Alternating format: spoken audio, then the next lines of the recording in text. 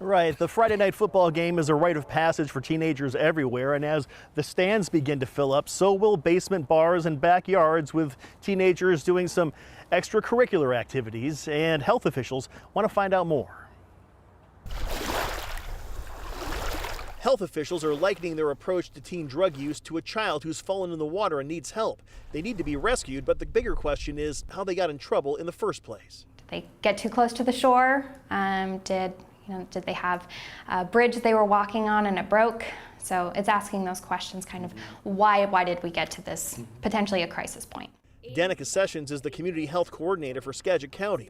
Right now, departments like hers are sending surveys to parents across the state and asking them questions like, do you think it is okay for parents to offer their teenage children alcoholic beverage in their home? That question alone garnered hundreds of comments on a community Facebook page. If you give your children permission to drink at home, they're not going to drink anywhere else? Come on. The idea is to compare kids' perceptions with what adults think and then find ways to best educate both. Skagit County research shows teens and parents are actually talking to each other less about drugs and alcohol as kids grow up. Danica Sessions wants to change that. To really encourage continuous conversation with your kids and your family members and your friends about these serious topics.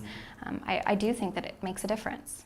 Many counties have seen the surveys work in recent years, pointing to a decrease in the number of teens stealing prescription drugs from their parents' medicine cabinets. Bottom line, as teens test the waters of adulthood, what you say matters. Yeah, whether or not it looks like it, they do listen. And health officials encourage you to talk to your kids right now, tonight, before they go out to that party or that football game, and also to encourage them that no matter what, you will be their safety net. In Mount Vernon, Eric Wilkinson, King 5 News.